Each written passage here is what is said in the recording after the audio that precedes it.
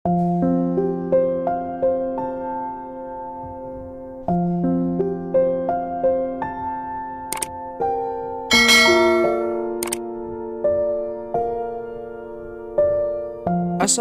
warahmatullahi wabarakatuh. Selamat datang di channel YouTube Ruang Cerita. Ini adalah channel YouTube yang berisi cerita-cerita keren yang kamu butuhkan. Kali ini ada sebuah cerita menarik berjudul Perempuan Itu Mawar. Bercerita tentang seorang perempuan yang diusir paksa oleh majikannya sendiri. Untuk lebih jelasnya, mari kita simak sekarang juga. Tapi sebelum kamu tonton video ini lebih lanjut, jangan lupa like dan subscribe channel ini. Juga kamu bisa nyalakan loncengnya untuk update cerita-cerita terbaru. Selamat membaca dan menonton.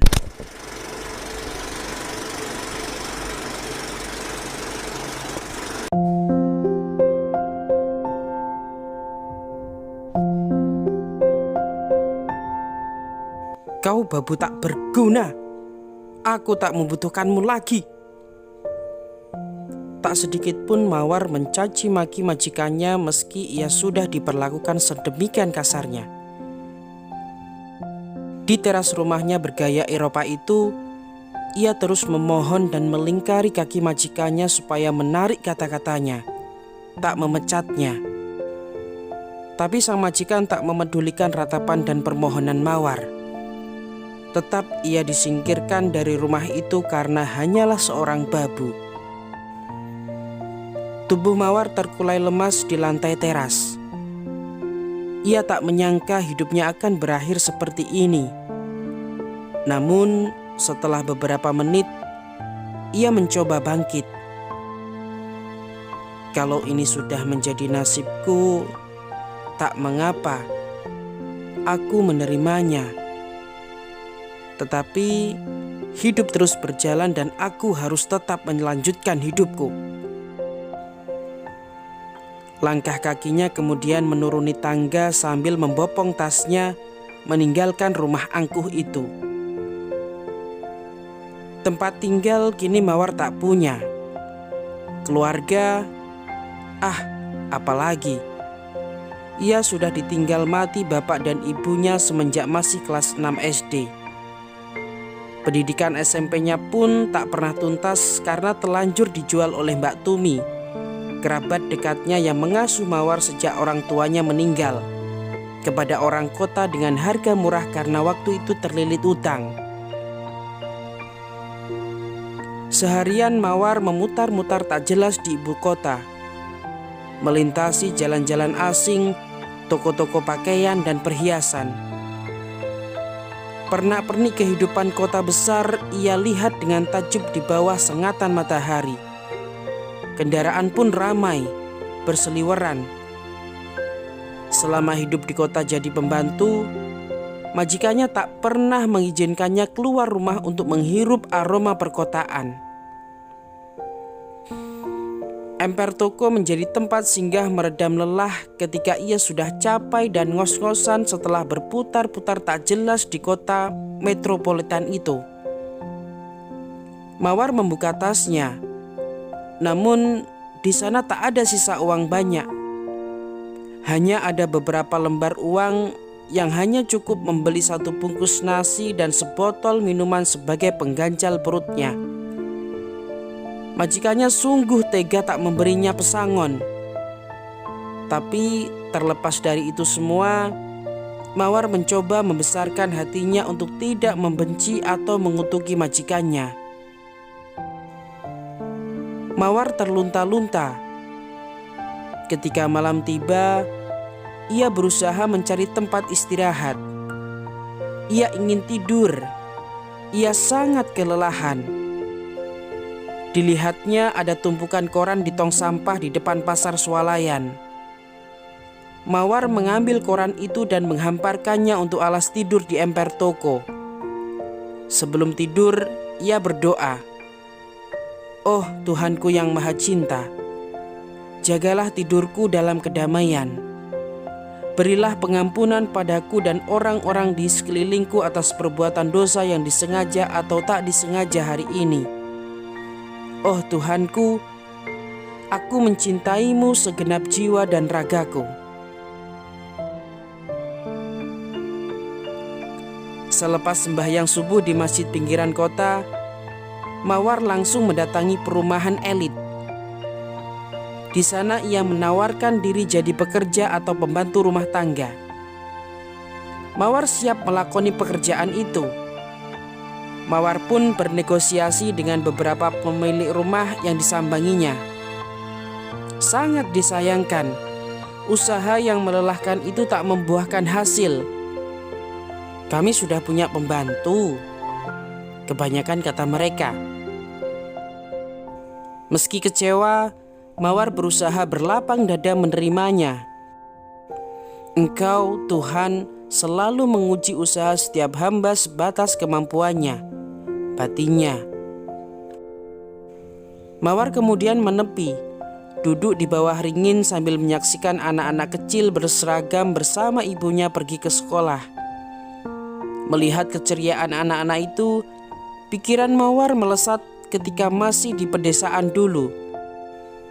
Saban hari ayahnya selalu mengantarkannya pergi ke sekolah dengan naik sepeda ontel. Tak jarang, ayahnya kerap menungguinya di depan ruang kelas sampai pelajaran usai. Mawar hidup dalam cinta kasih keluarga yang taat agama, sehingga ayahnya selalu mengajarkan putrinya untuk selalu berbuat kebajikan dan mengingat Tuhan dalam keadaan apapun dan dimanapun, saat senang ataupun susah. Air mata Mawar meluber di pipi lalu jatuh ke tanah mengingat kenangan manis itu. Kenangan yang tak akan rapuh.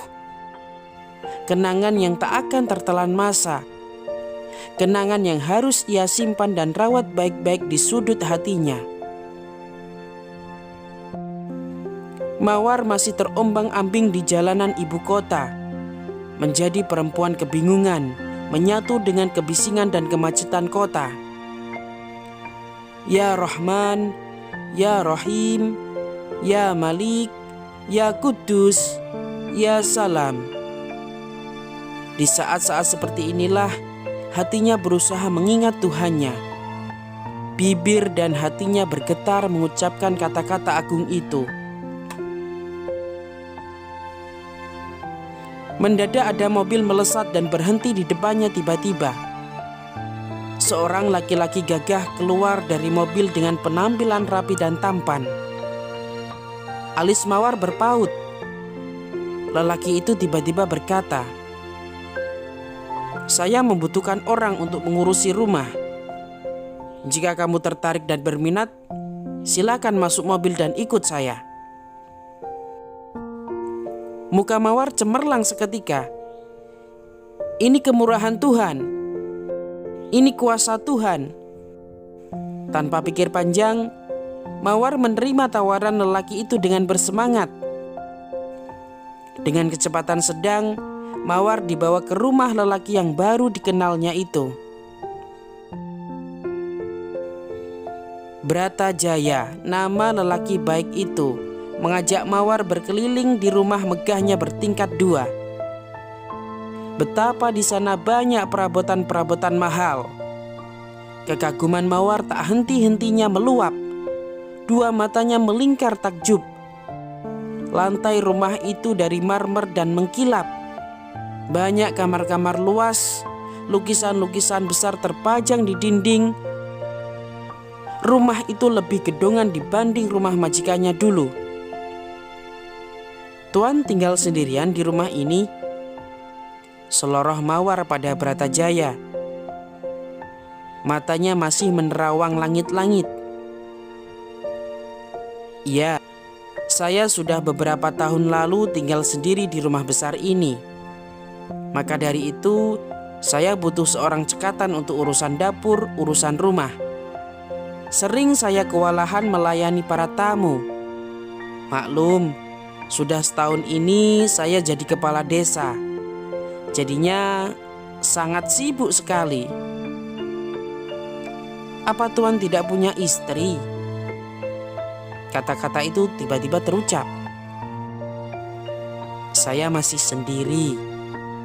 Maaf, Maksud saya bisa mengurangi kerepotan Tuan. Bratajaya, kepala desa yang masih bujang dengan usia kepala 3, senang bukan main mendengar antusias Mawar yang berparas elok itu. Dari hari ke hari, hidup Mawar di sana begitu makmur sejak tinggal di rumah Bratajaya. Hidup yang selama ini dijalani keras, diperolehnya santun di rumah Bratajaya. Segalanya serba terpenuhi, mulai sandang, pangan, dan papan. Mawar dihormati dan dihargai. Bratajaya lelaki sahaja.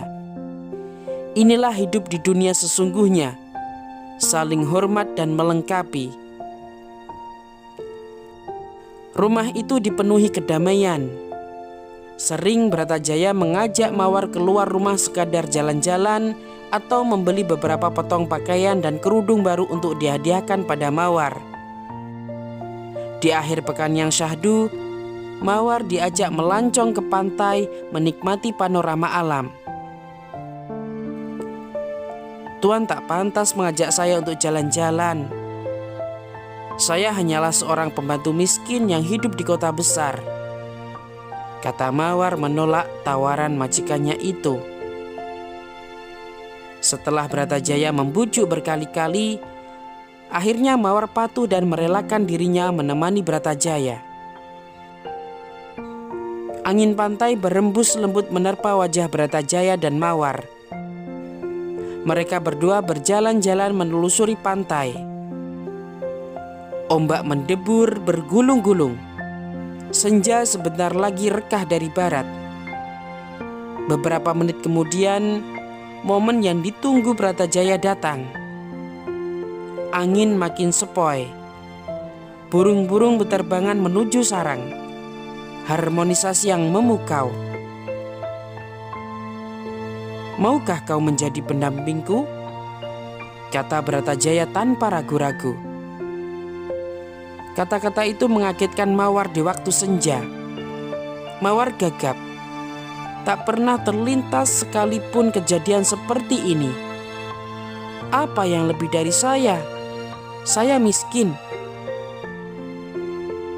Maaf Tuan, tapi kau tak perlu menjawab sekarang, Mawar. Saya siap menanti jawabanmu. Tuan, sebenarnya saya sudah punya kekasih. Kekasih saya tiada yang menyamai termasuk Tuan. Dia selalu dalam hati saya sepanjang waktu. Bagai petir menyambar, pengakuan itu membuat Bratajaya mati rasa. Diam, kikuk, mukanya memerah, malu. Ia salah tingkah.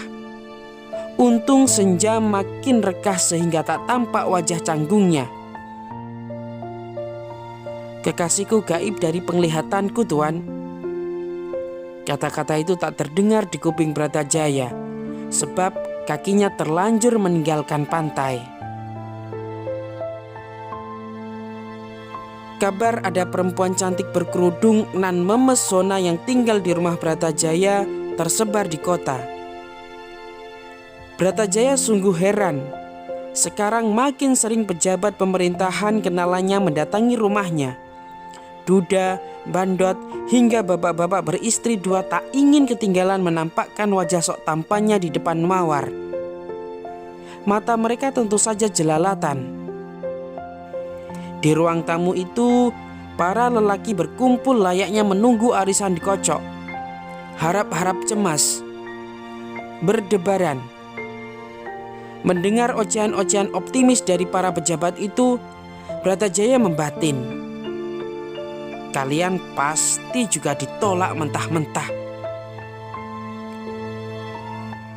Mawar menuju ruang tamu sambil membawakan minuman di atas nampan. Para tamu itu sudah tak sabar mengutarakan inginnya. Sesaat kemudian, dugaan Bratajaya benar. Lamaran mereka ditolak satu persatu.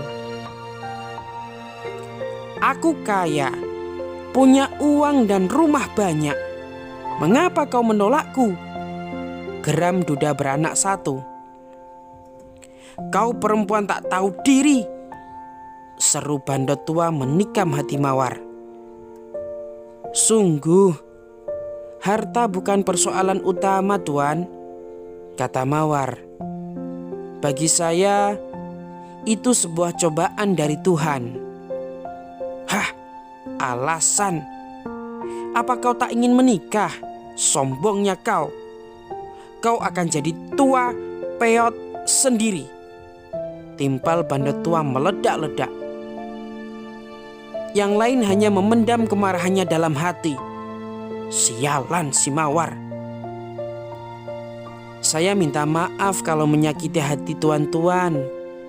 Bagi saya, pernikahan itu memang perlu bagi mereka yang punya pilihan. Sedangkan saya tak punya pilihan selain mencintai Tuhan saya yang gaib dari penglihatan saya.